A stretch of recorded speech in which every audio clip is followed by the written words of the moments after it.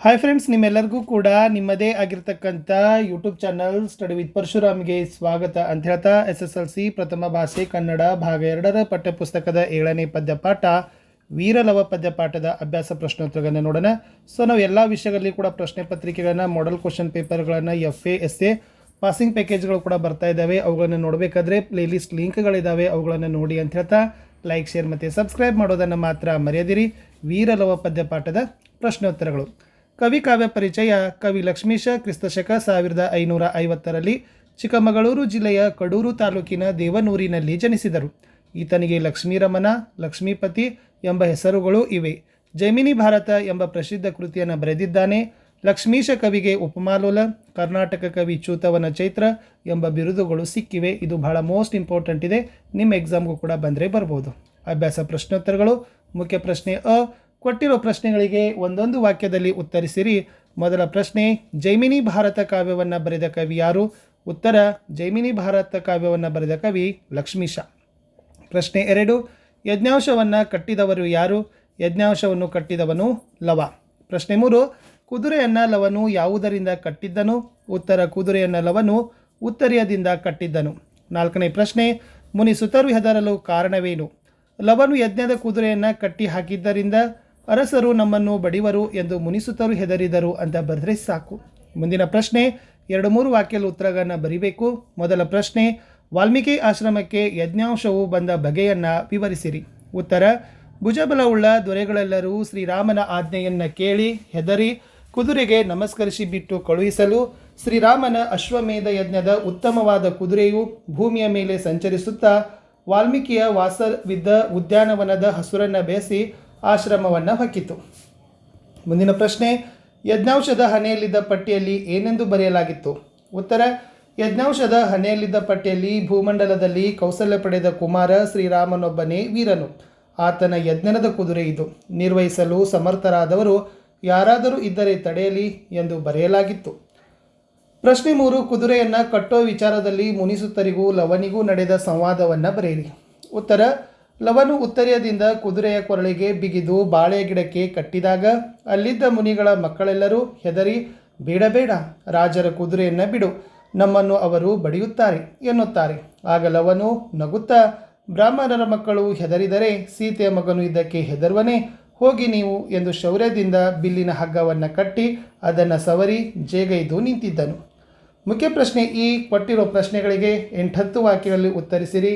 ಮೊದಲ ಪ್ರಶ್ನೆ, ಲವನು ಯಜ್ಞಾಂಶವನ್ನು ಕಟ್ಟಲು ಕಾರಣವೇನು? ಉತ್ತರ, ಭುಜಛಲವುಳ್ಳ ದೊರೆಗಳೆಲ್ಲರೂ ಶ್ರೀರಾಮನ ಆಜ್ಞೆಯನ್ನು ಕೇಳಿ ಹೆದರಿ ಕುದುರೆಗೆ ನಮಸ್ಕರಿಸಿಬಿಟ್ಟು ಕಳುಹಿಸಲು ಶ್ರೀರಾಮನ ಅಶ್ವಮೇಧ ಯಜ್ಞದ ಕುದುರೆಯು ಭೂಮಿಯ ಮೇಲೆ ಸಂಚರಿಸುತ್ತಾ ವಾಲ್ಮೀಕಿಯ ವಾಸವಿದ್ದ ಉದ್ಯಾನವನದ ಹಸುರನ್ನು ಬೇಯಿಸಿ ಆಶ್ರಮವನ್ನು ಹೊಕ್ಕಿತು.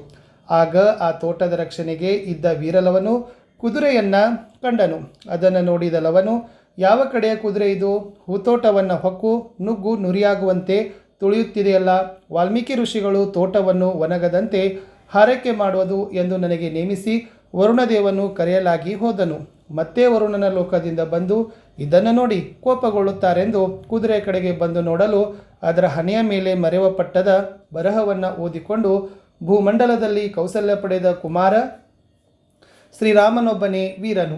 ಆತನ ಯಜ್ಞದ ಕುದುರೆ ಇದು. ನಿರ್ವಹಿಸಲು ಸಮರ್ಥರಾದವರು ಯಾರಾದರೂ ಇದ್ದರೆ ತಡೆಯಲಿ ಎಂದು ಇದ್ದ ಲೇಖನವನ್ನು ಓದಿ ಅಹಂಕಾರವನ್ನು ಬಿಡಿಸದೇ ಇದ್ದರೆ ನನ್ನ ತಾಯಿಯನ್ನು ಎಲ್ಲ ಜನರು ಬಂಜೆ ಎನ್ನದೇ ಇರುವರೆ. ತನಗೆ ಇರುವ ಈ ತೋಳುಗಳ ಏತಕ್ಕೆ ಬೇಕು ಎಂದು ಪ್ರತಿಜ್ಞೆಯನ್ನು ಕೈಗೊಂಡು ಲವನು ಉರಿದದ್ದು ಉತ್ತರೀಯವನ್ನು ಉರಿ ಮಾಡಿಕೊಂಡು ಕುದುರೆಯ ಕೊರಳಿಗೆ ಬಿಗಿದು ಬಾಳೆಯ ಗಿಡಕ್ಕೆ ಕಟ್ಟಿ ಹಾಕಿದನು ಅಂತ ಬರೆದ್ರೆ ಸಾಕು. ಮುಂದಿನ ಪ್ರಶ್ನೆಗೆ ಹೋಗೋಣ. ಪ್ರಶ್ನೆ ಸಂಖ್ಯೆ 2, ಲವನ ನಡವಳಿಕೆ ಮೆಚ್ಚುಗೆಯಾಯಿತೆ ಏಕೆ ಅಂತ ನಿಮಗೆ ಏನು ಮಾಡಿದ್ದಾರೆ ಅಂತಂದರೆ ಕೇಳಿದ್ದಾರೆ.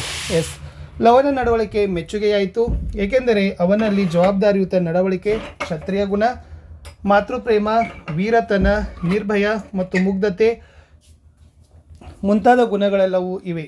ಋಷಿಮುನಿಗಳು ಹೇಳಿದ ತೋಟದ ಕಾವಲನ್ನು ಕಾಯುವುದು, ತೋಟವು ಒಣಗಿದರೆ ಮುನಿಗಳು ಬೈಯುತ್ತಾರೆ ಎಂಬುದು ಆತನ ಜವಾಬ್ದಾರಿಯನ್ನು ಎತ್ತಿ ತೋರಿಸುತ್ತದೆ. ಹುಟ್ಟುಗುಣ, ಗಟ್ಟಿ ಹತ್ತಿದರೂ ಹೋಗದು ಎಂಬುದು ನಾನುಡಿ. ಪ್ರತಿಯೊಂದು ಜೀವಿಯು ಹುಟ್ಟಿನಿಂದಲೇ ಕೆಲವೊಂದು ಗುಣಗಳನ್ನು ಪಡೆದಿರುತ್ತದೆ. ಇದಕ್ಕೆ ಅದರ ಅಂಶವಾಹಿನಿ ಕಾರಣವಾಗುತ್ತದೆ. ಕ್ಷತ್ರಿಯ ಕುಮಾರನಾದ ಲವ ಹುಟ್ಟಿದ್ದು ಋಷ್ಯಾಶ್ರಮದಲ್ಲಿ, ಬೆಳೆದದ್ದು ಋಷಿಕುಮಾರರ ಜೊತೆಗೆ. ಆದರೂ ಅವನ ದೇಹದಲ್ಲಿ ಹರಿಯುತ್ತಿರುವುದು ಕ್ಷತ್ರಿಯ ಗುಣವುಳ್ಳ ರಕ್ತ. ಹೀಗಾಗಿ ಆಶ್ರಮಕ್ಕೆ ಬಂದ ಕುದುರೆಯ ಹಣೆಯಲ್ಲಿದ್ದ ಲೇಖನದ ವಕ್ಕನೆ ಓದಿ ಕ್ಷತ್ರಿಯ ಸಹಜ ಗುಣ ಅವನಲ್ಲಿ ಉದ್ದೀಪನಗೊಂಡ ಸನ್ನಿವೇಶವನ್ನು ಕಾಣಬಹುದು. ರಾಮನೊಬ್ಬನೇ ವೀರನು ಎಂಬ ವಾಕ್ಯವನ್ನು ಓದಿದ ಲವನಲ್ಲಿ ವೀರಗುಣ ಹೊರಹೊಮ್ಮುತ್ತದೆ.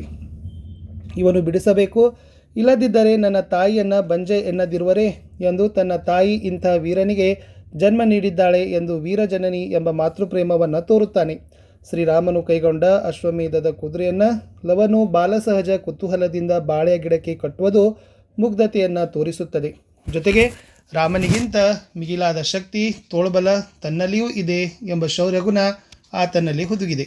ಮುನಿಸುತ್ತರು ಹೆದರಿ ಕುದುರೆಯನ್ನು ಬಿಟ್ಟು ಬಿಡು ಎಂದಾಗ ನೀವು ಬ್ರಾಹ್ಮಣರ ಮಕ್ಕಳು, ನಿಮಗೆ ಅಂಜಿಕೆ, ಆದರೆ ಇವನು ಜನಕಿಯ ಮಗ ಹೆದರುವನೇ ಎಂದು ಹೇಳುವಲ್ಲಿ ಅವನ ನಿರ್ಭಯವನ್ನು ತೋರಿಸುತ್ತದೆ. ಹೀಗೆ ಲವನಲ್ಲಿ ಜವಾಬ್ದಾರಿ, ಕ್ಷತ್ರಿಯ ಗುಣ, ಮಾತೃಪ್ರೇಮ, ವೀರತನ, ನಿರ್ಭಯ ಮತ್ತು ಮುಗ್ಧತೆಗಳೆಲ್ಲವೂ ಇರುವುದರಿಂದ ಆತನ ನಡವಳಿಕೆ ನನಗೆ ಮೆಚ್ಚುಗೆಯಾಯಿತು ಅಂತ ಬರೆದ್ರೆ ಸಾಕು. ಇನ್ನು ಸಂದರ್ಭ ಸಹಿತ ಸ್ವಾರಸ್ಯವನ್ನು ವಿವರಿಸಬೇಕು. ಮೊದಲ ವಾಕ್ಯ ರಘುದ್ವಹನ ಸೋಲ್ಗೇಳಿ ನಮಿಸಲ್ ಅಂತ ಇದೆ. ಆಯ್ಕೆ: ಈ ವಾಕ್ಯವನ್ನು ಕವಿ ಲಕ್ಷ್ಮೀಶ ವಿರಚಿತ ಜೈಮಿನಿ ಭಾರತ ಎಂಬ ಕೃತಿಯಿಂದ ಆಯ್ದ ವೀರಲವ ಎಂಬ ಪದ್ಯಪಾಠದಿಂದ ಆರಿಸಲಾಗಿದೆ. ಸಂದರ್ಭ: ಶ್ರೀರಾಮನ ಅಶ್ವಮೇಧಯಾಗದ ಯಜ್ಞಾಂಶವು ಭೂಮಿಯಲ್ಲಿ ಸಂಚರಿಸುತ್ತಾ ವಾಲ್ಮೀಕಿ ಆಶ್ರಮವನ್ನು ಹೇಗೆ ಹೊಕ್ಕಿತು ಎಂದು ವರ್ಣಿಸುವಾಗ ಭುಜಬಲವುಳ್ಳ ದೊರೆಗಳೆಲ್ಲರೂ ಶ್ರೀರಾಮನ ಆಜ್ಞೆಯನ್ನು ಕೇಳಿ ಹೆದರಿ ಕುದುರೆಗೆ ನಮಸ್ಕರಿಸಿ ಬಿಟ್ಟು ಕಳುಹಿಸಲು ಶ್ರೀರಾಮನ ಅಶ್ವಮೇಧ ಯಜ್ಞಾಂಶವು ವಾಲ್ಮೀಕಿಯ ಆಶ್ರಮವನ್ನು ಹೊಕ್ಕಿತು ಎಂದು ಹೇಳಿದ ಸಂದರ್ಭದಲ್ಲಿ ಕವಿ ಈ ಮಾತನ್ನು ಹೇಳುತ್ತಾನೆ. ಸ್ವರಸ್ಯ: ಶ್ರೀರಾಮನ ಹೆಸರನ್ನು ಕೇಳಿಯೇ ಆತನ ಯಜ್ಞಾಂಶಕ್ಕೆ ನಮಿಸಿದರು ಎಂಬುದು ಶ್ರೀರಾಮ ಆತನಿಗೆ ತೋರುವ ಗೌರವವನ್ನು, ಪರಾಕ್ರಮವನ್ನು ಮತ್ತು ಪರೋಕ್ಷವಾಗಿ ವರ್ಣಿಸಿರೋದು ಸ್ವಾರಸ್ಯಪೂರ್ಣವಾಗಿ ಮೂಡಿ ಬಂದಿದೆ. ಮುಂದಿನ ವಾಕ್ಯ ತನ್ನ ಮಾತೆಯಂ ಸರ್ವಜನಂ ಬಂಜೆಯನ್ನದಿರ್ದಪುದೆ ಅಂತ ಇದೆ. ಆಯ್ಕೆ: ಈ ವಾಕ್ಯವನ್ನು ಕವಿ ಲಕ್ಷ್ಮೀಶ ವಿರಚಿತ ಜೈಮಿನಿ ಭಾರತ ಎಂಬ ಕೃತಿಯಿಂದ ಆಯ್ದ ವೀರಲವ ಎಂಬ ಪದ್ಯಪಾಠದಿಂದ ಆರಿಸಲಾಗಿದೆ. ಸಂದರ್ಭ: ಲವನು ಆಶ್ರಮಕ್ಕೆ ಬಂದ ಯಜ್ಞ ಕುದುರೆಯ ಹಣೆಯ ಮೇಲೆ ಮೆರವ ಪಟ್ಟದ ಬರಹವನ್ನು ಓದಿ ಶ್ರೀರಾಮನೊಬ್ಬನೇ ವೀರನು, ಇವನ ಅಹಂಕಾರವನ್ನು ಬಿಡಿಸದೇ ಇದ್ದರೆ ನನ್ನ ತಾಯಿಯನ್ನು ಎಲ್ಲ ಜನರು ಬಂಜೆ ಎನ್ನದೇ ಇರುವರೆ ಎಂದು ಹೇಳಿದ ಸಂದರ್ಭವಾಗಿದೆ. ಸ್ವಾರಸ್ಯ: ಲವನು ತನ್ನ ತಾಯಿ ವೀರಜನನಿ ಎಂಬ ಮಾತೃಪ್ರೇಮವನ್ನು ಮತ್ತು ತನ್ನ ವೀರತ್ವವನ್ನು ಪ್ರದರ್ಶಿಸೋದು ಈ ಮಾತಿನಲ್ಲಿ ಬಹು ಸ್ವಾರಸ್ಯಕರವಾಗಿ ಮೂಡಿ ಬಂದಿದೆ ಅಂತ ಬರೆದ್ರೆ ಸಾಕು. ಮುಂದಿನ ವಾಕ್ಯ ಅರಸುಗಳ ವಾಜಿಯಂಬಿಡು ಅಂತ ಇದೆ. ಆಯ್ಕೆ: ಈ ವಾಕ್ಯವನ್ನು ಕವಿ ಲಕ್ಷ್ಮೀಶ ವಿರಚಿತ ಜೈಮಿನಿ ಭಾರತ ಎಂಬ ಕೃತಿಯಿಂದ ಆಯ್ದ ವೀರಲವ ಎಂಬ ಪದ್ಯದಿಂದ ಆರಿಸಲಾಗಿದೆ. ಸಂದರ್ಭ: ಈ ಮಾತನ್ನು ಮುನಿಸುತ್ತರು ಅವನಿಗೆ ಹೇಳಿದ್ದಾರೆ. ಅವನು ಉತ್ತರದಿಂದ ಕುದುರೆಯ ಕೊರಳಿಗೆ ಬಿಗಿದು ಬಾಳೆ ಗಿಡಕ್ಕೆ ಕಟ್ಟಿದಾಗ ಅಲ್ಲಿದ್ದ ಮುನಿಗಳ ಮಕ್ಕಳೆಲ್ಲರೂ ಅಧಿಕವಾಗಿ ಹೆದರಿ ಬೇಡ ಬೇಡ, ರಾಜರ ಕುದುರೆಯನ್ನು ಬಿಡು, ನಮ್ಮನ್ನು ಅವರು ಬಡಿಯುತ್ತಾರೆ ಎಂದು ಹೇಳಿದ ಸಂದರ್ಭವಾಗಿದೆ. ಸ್ವಾರಸ್ಯ: ರಾಜನ ಯಜ್ಞಾಂಶವನ್ನು ಕಟ್ಟಿ ಹಾಕುವುದು ಬೇಡ ಎಂದು ಹೇಳೋದು ಮುನಿಸುತ್ತರು ರಾಜರುಗಳಿಗೆ ಭಯಗೊಳ್ಳುವುದನ್ನು ಈ ಮಾತಿನಲ್ಲಿ ಸ್ವಾರಸ್ಯಕರವಾಗಿ ವರ್ಣಿಸಲಾಗಿದೆ. ಮುಂದಿನ ವಾಕ್ಯ ಜನಕಿಯ ಮಗನಿದಕ್ಕೆ ಬೆದರುವನೆ ಅಂತ ಇದೆ. ಆಯ್ಕೆ: ಈ ವಾಕ್ಯವನ್ನು ಕವಿ ಲಕ್ಷ್ಮೀಶ ವಿರಚಿತ ಜೈಮಿನಿ ಭಾರತ ಎಂಬ ಕೃತಿಯಿಂದ ಆಯ್ದ ವೀರಲವ ಎಂಬ ಪದ್ಯಪಾಠದಿಂದ ಆರಿಸಲಾಗಿದೆ. ಸಂದರ್ಭ: ಈ ಮಾತನ್ನು ಲವನು ಮುನಿಸುತ್ತರಿಗೆ ಹೇಳಿದನು.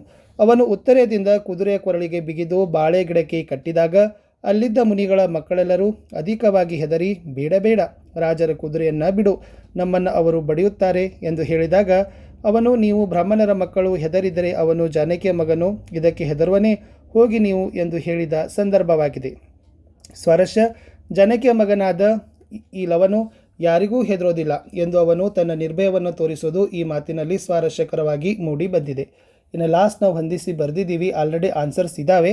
ದೇವನೂರು, ಲಕ್ಷ್ಮೀಶ, ಕೌಸಲ್ಯೆ, ರಾಮ, ವರುಣ, ಅಬ್ದೀಪ, ವಾಲ್ಮೀಕಿ ಮುನಿ, ತುರಗ, ಅಶ್ವ. ಇಷ್ಟೇ ಇತ್ತು ಈ ವಿಡಿಯೋದಲ್ಲಿ ಅಂತ ಹೇಳ್ತಾ ಸಿಗ್ತೀನಿ ಹೊಸ ವಿಡಿಯೋದಲ್ಲಿ. ಅಂಟಿಲ್ ಟೇಕ್ ಕೇರ್, ಬಾಯ್.